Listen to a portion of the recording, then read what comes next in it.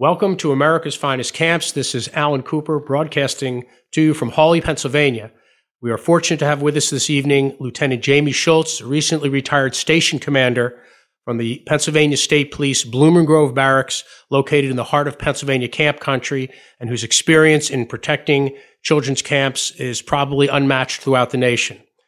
Tonight, we're going to ask Lieutenant Schultz a number of questions that pertain to both residential and day camps on security issues that are on everybody's mind. I'm going to ask Lieutenant Schultz about some general issues, but mainly some topics we're going to get into are concerning the use of security, the use of gates, the use of perimeter security. We're going to be discussing about the types of security guards, if you want to hire, that you should be hiring. We're going to discuss the issues concerning use of firearms and whether firearms are appropriate in the camp setting. And we're also going to discuss protocols in terms of how to best secure your children in the event of an intruder, whether they should be locked down and hidden away, whether they should be directed to scatter, or something in between. So we'll be asking a number of questions over the next 20 minutes or so of Lieutenant Schultz, and we appreciate Lieutenant Schultz coming in this evening to help us out. No, Alan, I've been in law enforcement for the past 29 years. 3 of those years was in the Army as a military policeman and 4 years as a local police officer. And of course, the last 22 years as a state trooper, most recently retiring as the station commander at Blooming Grove Barracks. All right, so let's get right started then, okay? Let's start right off with why we're here and what's generated the most recent interest. Since the recent incident at Sandy Hook, at the elementary school, it's a simple question, but obviously, do you believe the camp directors need to be more concerned about security, or they should have been concerned all along? Well, I would say yes to that, a big yes, and everyone should be more concerned about security. Since 9/11, we've lived in a different world, and now more recently, since Sandy Hook, it's changed yet again. We all need to be more vigilant and aware of our surroundings. We need to plan and prepare for the unmentionable that we hope never occurs. Although short of turning your camp into a fortress, you cannot stop those with a mental issue or criminal mindset of intent on doing evil. Our goal is to minimize through proper planning and training. All right, so let's get right to it. Okay, if you owned a camp, what's the first security item that you would address? And in answering the questions as we go through, when applicable, please make a distinction between sleepaway camps that are generally located in more remote areas and day camps that are in urban or suburban areas. Well, for both, the ingress-egress is my primary concern. The sleepaways, obviously more so because they're there round the clock. The day camps, I would only be concerned with having someone at the gate throughout the day. So when you say gate and ingress and egress, what do you mean? Well, most camps only have one entrance and one exit. If there's more than that, then they need to address that as well. But the primary entrance to the camp should have a gate for a sleepaway camp. It should also have a gate with a guard. It should have a gate that's controlled by the guard. It should have a guard shack that has communications, be it radio, be it telephone. You should also have a camera system set up on the gate shack. That is your first appearance that these people get to see when they come. If the gate facility looks like it's a secured facility, appearance is everything. If they're looking at that and they're saying, I want to gain entrance to this camp, and you have a secured gate system that only allows people in that are authorized, that right there is a great deterrent from the get-go. In addition to a gate system, I asked what would be the first thing you look at. What would be the second? Well, the second thing that I would look at would be backgrounds on your employees. I think a thorough background check is necessary on everyone that you hire as they are in the camp for the next 7 to 8 weeks with the kids. And I think it's really important that we know that everyone within the camp has a clean background check. Well, all camps will do some sort of background check, mainly focusing on what's known in the industry as IIB, inappropriate intimate behavior, to do background for any accusations of sexual crimes, those sorts of things. Is that enough? Is that what you're talking about? Well, I think what you need to do is, we've had someone working at our camp say this year, now they leave. So now we don't know what they've done for the past year. Now they're coming into our camp again. they've probably worked somewhere else in between. I know you're going to do the standard checks to make sure that there's not an issue with the criminal background check, and we're going to check on that. However, where have they been working? Wouldn't it be worth making the phone call to the past employers to see if there's been an issue with them in between? And I realize this would be time consuming and maybe cumbersome if you have a large amount of employees, but at the very minimal, I would at least take half of the records and call at least half of the people working and call their places, do spot checks, call and say, hey, you've had this employee, he's now working for me. Were there any issues that I need to be concerned with? Okay, so you're talking now beyond accusations or convictions for sexually oriented crimes. An example I'm thinking about is, let's say there was somebody who had an incident of domestic violence that maybe didn't lead to a criminal charge, but maybe led to a protection order or something like that, or a mental illness issue that may give you concern for them coming to camp in the summer. Is that what you're talking about? And now they may be working in your camp, and you need to know that, because if your camp workers are husband and wife or boyfriend, girlfriend, and now there's a domestic history, and now there's a domestic situation in the camp with the two of them, they can become very volatile. Now, what about international staff?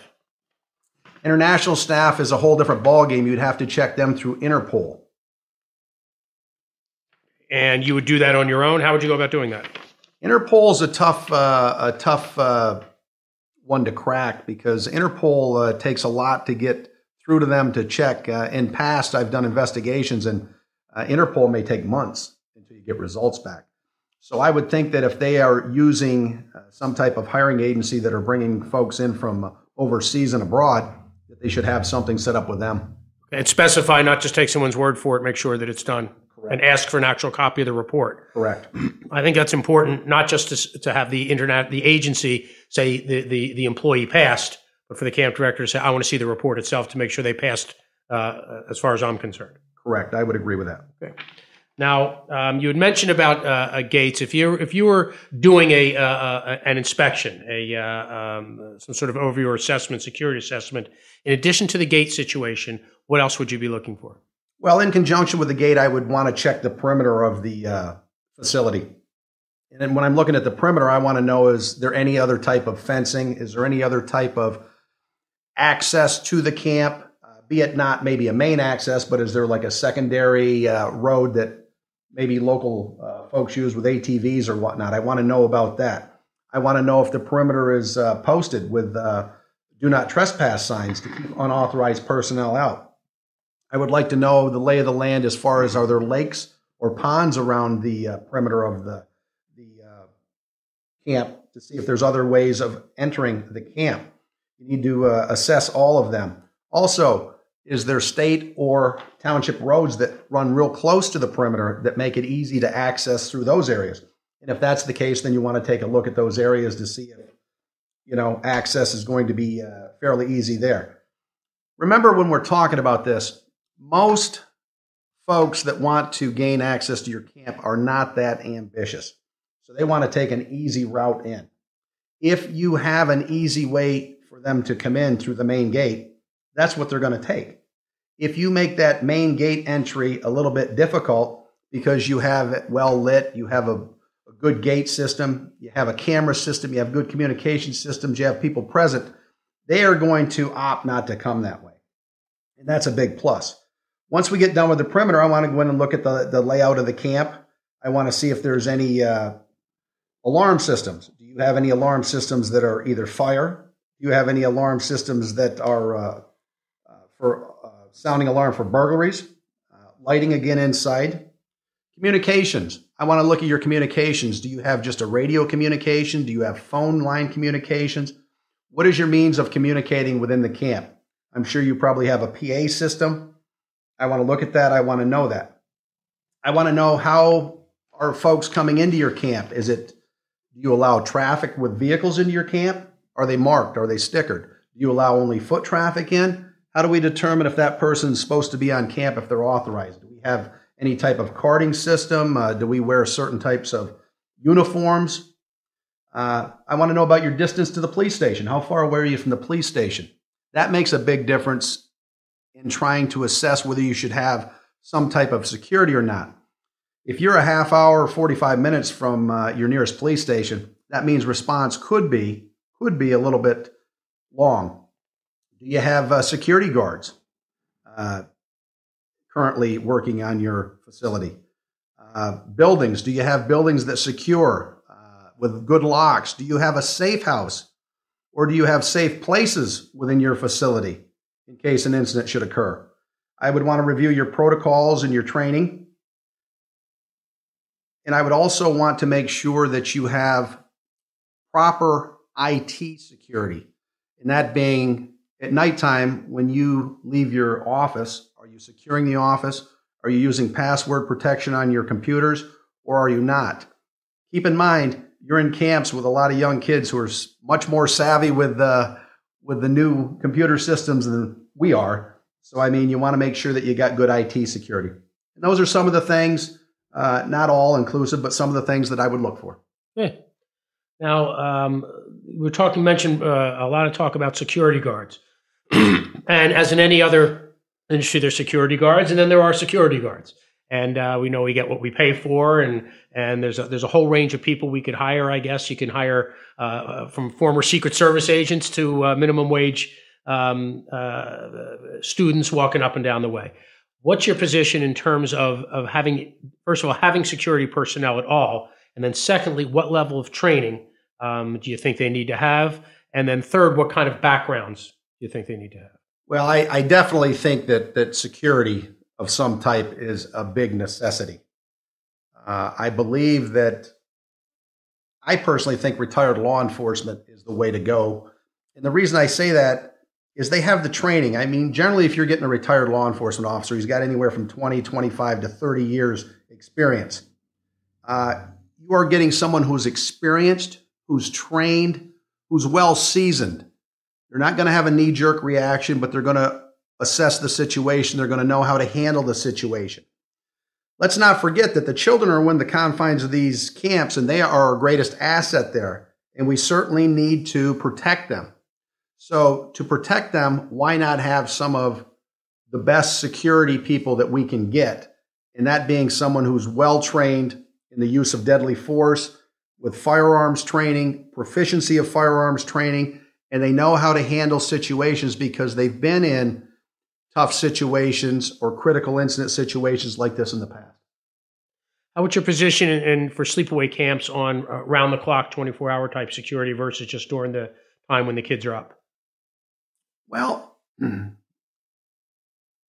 my experience has shown that a lot of incidents within the camps have occurred after the hours of darkness.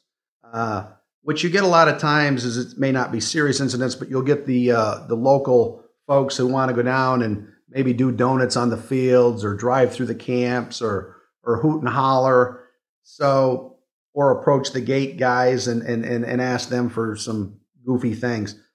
So I think if you're going to have security, I would not make a decision. That's going to be a camp by camp decision. I would not make a decision to say, hey, I'm having it during the daylight, but I'm not having it darkness, or vice versa. I think that's a tough call. If you're going to have security, I think you have security. Now, what is I've often preached that good relationships with local law enforcement is very important. I'm assuming you're going to agree, but I was going to ask you, what's the best way to initiate that, or if you and to maintain it, or if you already have it, to keep that going? What ideas would you have? Well, obviously, if you have security within your camp and they are retired law enforcement officers, they're going to have that liaison with the local or state police and with the district attorney's office, which I highly recommend. If you do not have security within your camp that's retired law enforcement officer, I would suggest that you have someone from your camp, and I would have someone that's maybe the camp director or his assistant go to the local police, go to the local state police, go to the local district attorneys and introduce themselves.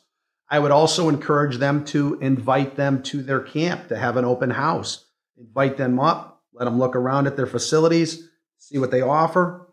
And I would also, for the police departments that are patrolling that area, I would say, hey, stop in. We have coffee. You need to use the facilities. You need a phone. We have it. If you want to eat lunch or dinner when you're working your beat, stop in. We'd love to have you here. Like that police car sitting there, like that uniformed police officer in our camp. Looks good. Yeah, I always said you should be on a first name basis with at least one police officer in your jurisdiction. So if there's something you can call and get right through as a friend. That's exactly right. Now, how about something we had talked about earlier about good relations with your neighbors, not just with local police, but sort of the concept that your neighbors can sometimes provide your best security of all.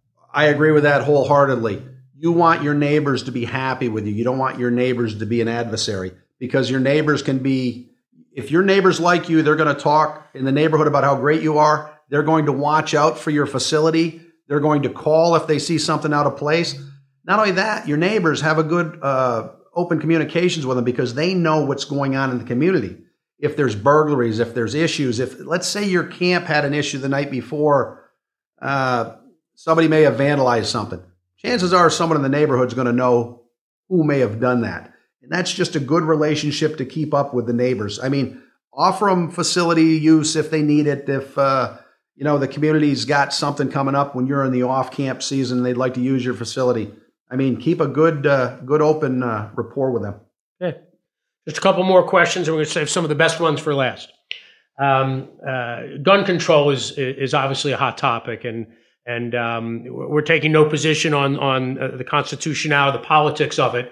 But the question has come up in terms of what you believe is the best protocols for camps, whether they should have a firearm on campus, should they have armed guards, that sort of thing. What's your position on that in terms of what's safest for the children? Well, it's certainly up to the camp again, and it's a camp decision. Let me ask it this way. I think it better. What would be the pros and cons if a camp director is considering the concept of there being some sort of firearm on campus? And this is both regarding trained security personnel and or a camp director or somebody else. Well, let me hit with the pros because they're short. The pro of having someone armed on camp would be that you have a tool in which you may be able to stop the threat with. That's my only pro to someone on the camp having one. Now, the cons, I have a long list. And that being, unless the person within the camp is thoroughly trained and proficient in the use of firearms, the use of deadly force, and comes from either a background of military or law enforcement, I would not be in favor. And there's a few reasons why I say that. You take on a, if you're a gun owner and you're in your home and you want to protect yourself in your home, that's a little bit easier. You're within the confines. You know how many children or how many people are in that home, and you know if there's an intruder, that's where you're focusing at. When you're in a camp setting, now you have a firearm, and say there's an armed intruder, there's kids everywhere, there's an armed intruder, there's chaos, and now you're going to be called upon to make a split-second decision on whether you're going to fire, not fire. Can you hit the bad guy? Are you going to hit innocent and cause casualties around there? I mean, that's just a lot of pressure to put on someone who may or may not be trained. Where do you keep the firearm? Where do you keep the ammunition when you're not carrying it? Remember, we're in a camp full of kids, so we need to have firearm safety. That's a big concern. If you are inexperienced and you're not confident in your abilities, that's just, you've brought a gun to the fight for the other guy to pick up. So I think you should leave firearms in the camp should be left to a trained professional. So if you make a decision as a camp director that you would want firearms in your camp, that should be through trained armed security, not the director or the caretaker running around with a shotgun or something. Correct. Trained armed security. They're qualifying at least once, maybe twice a year. They're very proficient, and they know how to react to those situations. Okay. I got I guess one more question for you before we finish up with your catch-all comments and anything else. There's been a back and forth going on, especially down in some of the day camps, about appropriate protocols. And when I say protocols, meaning that camps have protocols in place if there's going to be a hurricane or tornado. They practice it. They plan a fire. They plan in advance. They have drills. And now a lot of camps are looking towards that with this type of security threat as well. And there's been conflicting advice over whether or not the best protocol is to find a safe house, so to speak, a safe place, direct the kids there, lock it up, and protect them, or to tell the kid to open up every door and tell the kids to just run away from the danger. What would be your position on what would be the appropriate protocol for camps to begin with? If you truly have a safe house, then absolutely I would recommend the safe house. And what do you mean by a safe house? Well, when you're saying a safe house, you're telling me that you have a building that can house the children and the staff, and that it's constructed of a material that cannot be shot through with the type of armament that the armed intruder may have. And you're telling me we can secure ourselves in there. There's not windows that can be broken in through or shot through, and that is a secure facility. Then absolutely, if you can lock that up and you can be protected from any type of ammunition, that is the place to be, because you have nothing to worry about. There's no chance of being shot. There's no chance of him getting through the door. That is a perfect place, and you can sit there and wait for help to arrive. Well, how safe does the safe house have to be? In the example I give in schools, for example, for the most part, the students are inside. And you're in a building that is designed to be secured at some point. There's a button push, the door's locked down, and they can't get in camp. The kids, by definition, hopefully, are going to be outside. That's why they're at camp. It's going to be a little bit more difficult to sort of herd them into one spot. Plus, they may not have those same kinds of buildings that they have in a school with doors that are secure and heavy metal doors that are designed to keep intruders out. What would you suggest at that point? Well, if that's the case, you've still got the advantage of cover and concealment. Maybe cover might not be quite that sufficient in some of these buildings on camps, but you've still got concealment, which means you're hiding. And that means that the gunman would not know where you're at. But what you're going to have to do is it's going to almost be a case-by-case call by whomever is there that's the staff member, because there's some things that you're going to want to know, or you're going to try to figure out. Is there one gunman? Is there two gunmen? Is there more than one gunman? Do they have just handguns? Do they have long guns? What type of weapons do they have? You know, you may not know that information. Are you in an inner room with no windows that's a little bit safer? Are you in a room that you can pile furniture up against the door to keep them from getting in? Those are some things that you need to consider. And if you have a radio, maybe you have outside contact, radio, cell phone. Can you talk to somebody else in the camp? Can they tell you? Can they give you any information? Hey, there's one guy with a gun. He's at the main entrance of the gate right now. Well, if you're 300 yards away in a building, well, then you might want to opt to say, hey, we're going to skedaddle now and we're going to get out of here and go to, and I would think camps would, if they haven't, something to think about in the future. Safe houses, maybe there's buildings that are safe. Maybe safe places to go to on the camp facilities, maybe within the woods, maybe behind a lake somewhere. Maybe there's places where you have already predetermined that are safe places to go.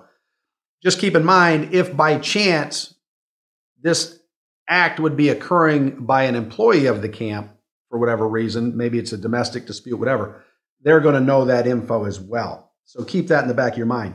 But you may want to then take, and move. But distance is our friend when we're talking with firearms. And if we're a distant away, maybe the sound of shots are coming a long way away, we have an opportunity. If there's not another gunman on the property, maybe there's another gunman waiting on the other end. You don't know that. Here's what I would tell you, though. I don't have an opinion one way or the other because it would be determined by the situation at hand at the time. If you are running across an open field, and if you are running with a group of kids across an open field, you are a target in the middle of a field. An easy target. An easy target, and I just can't believe that that's a good position to be in. Jamie, you've given us a lot of ideas, and I understand it really depends on each scenario, but camp directors want to know, where do I start? What is my default position? I know I have to make an individual assessment. God forbid a situation arises, but in my training protocols, what do I start off at? Do I tell them to run, or do I put them inside? Well, what I would suggest to you is this. I mean, it's going to be a case-by-case situation depending on what type of scenarios are there, but the first and foremost, the counselors have got to take and try to remain calm. And I realize it's going to be a chaotic situation, but they've got to take the kids, their group of kids they're responsible for, and each counselor will have their own group, but they've got to try to get them into a group and take them either, if they're going to be outside, they've got to get the kids together and tell the kids a plan. They've got to give the kids direction. If they're close to a building, I would suggest they go in the building to make that plan up if the individual's not right there. If they are outside and they're in a location that's safe from the shooter, then make the plan there, and you're going to have to determine where you're going to go. If you say to the kids, just run, I mean, that sounds great at first, but what if they're running towards the gunman? What if they're running towards the pond and they can't swim, or they're not very good swimmers? What if they're running towards a highway where there's traffic? What if they run into the woods? Now we've got 30 kids that run into the woods. It turned out it was nothing. It was a lost hunter who was straight onto the property. Now we're looking for 30 kids. Right. It could be a situation where we hear these tragedies, but it could be a false alarm, complete false alarm, or it could be, for example, a disgruntled parent in a custody dispute who just wants to see their particular child, and now you sent these children into danger when, had you taken it a moment to assess it, it wouldn't be necessary. We always learned at the State Police Academy, do not make the situation worse. So therefore, I would say the first thing you've got to do is try to get control, try to remain calm, and try to calm the kids down. Use a level head and try to get to a location. If we're going into a building, we've got concealment at first, and we may have cover. That's a good thing. It buys us a little bit of time. Time is our friend. If we're standing outside and we're on the move, like I said, we're in an open field, we're an open target, that's a bad thing. We need to get somewhere where we can be hidden, even if it's in the woods, but don't tell your group to just run. Now your leaders, your adults who are taking care of these kids, have another set of chaos. And if there's 30 kids going one way and 20 kids going another way, and there's only 2 counselors, how do you keep control of them? Now, you said it's a case-by-case basis. You gave all kinds of scenarios. Now, let's be practical. We have a 1-week orientation, sometimes shorter than that for our staff. Our staff there may be some senior staff members, but the vast majority of staff are college students. How do we teach in a week how to respond to a situation? What would you suggest as a practical matter? Well, I mean, you're really not teaching a whole lot in a week, but what you would do is you would give them some direction, some ideas. I think even if we don't have time to do the actual training, but I would recommend that you do some critical incident training at your camps. Like you would do a fire drill. I mean, you just like take you would an do a fire drill, and like you would do a fire drill. And I would recommend camps prior to the kids arriving. They have some critical incident training where they actually practice. Getting kids to a safe house, that sort of thing. That's right, and getting kids to and practice it with different drills. I mean, maybe it's not a gunman. Maybe somebody, you know what? Maybe an old lady who passed out was coming to the gate, hit the gas instead of the brake, and she's now driving through your camp. Doesn't always have to be a gunman, but there was a situation that occurred. Well, obviously a 2,000-pound car coming through a camp at 50 miles an hour is not much better than a man with a gun. There's going to be problems, so you want to be able to get your kids out of the way. Now that car's come through, we still don't know what the situation is. We want to be able to keep everyone in sight in a safe place until we determine what is safe and what is not safe. So yeah, practice. Prior planning is a big key. I mean, and also even if you just have table talks, you do a couple of those, but table talks. Sit down with your senior staff and say, look, go back to your staff and say, what would you do if a scenario like this occurred? Let them think about it a little bit.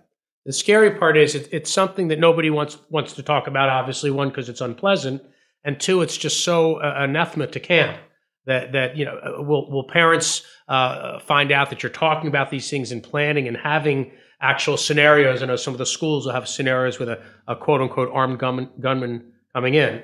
On the other hand, perhaps that's going to make parents feel safer to know that this is a camp that takes these things seriously and is prepared for them. God forbid they should ever happen. And I agree with that. I mean, short of turning it into a fortress, you cannot stop someone who's hell-bent on coming in. But you can slow it down, You can slow it down. You can deter it. You can delay it. You can wait for response. Our goal here is to minimize. And if we do all we can do and we minimize, I think we're way ahead of the game. Okay. All right, Lieutenant, we've talked for a while. Is there anything else that I didn't ask you feel is important that camp directors should know about this issue? I don't think so. I think we've pretty much covered everything, Alan. All right. I want to make clear as well that what we've talked about, again, really what we set out to do is to help people understand what questions to ask, not to necessarily provide answers, because every camp is different. And what I would strongly urge is that each camp needs to think about whether or not they need to do an assessment, and then based on that assessment, decide what, if any, items that we talked about today or other items they feel they need to implement for their camps. Would you agree with that? I would agree with that, Alan. Okay. All right. Lieutenant, thank you very much for your time. Appreciate it. Thank you for having me.